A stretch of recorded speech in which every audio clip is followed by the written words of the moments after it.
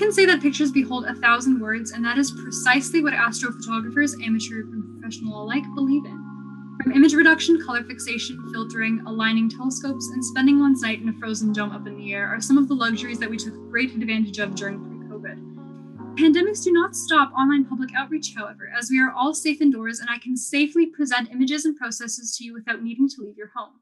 With what I will show you, you will learn how basic photography is done and using different types of telescopes, how we process those images, and the hard workings of our staff to produce nothing short of high-quality imagery. I find that public inclusivity is not as widely spread as it should be, and not everyone has access to telescopes. So I found that a common factor amongst the public are their phones. Astrophotography with phones is not as difficult as it is made out to be, believe it or not. And with a bit of practice, you can be proud of your very own collection. To give you a quick briefing of the equipment that I use at home, I have a 76mm model 76700 missile optics reflector, often using a 1.5 and 3.0 magnification. I will be going further in depth of the equipment that I use and their functionality and in-depth processes therein. I will be showcasing some of the amazing astrophotography our team has done over the years and our plans for the future. We hope you enjoy an absolutely wonderful panel of professionals discussing various topics of interest from the comfort of your own home.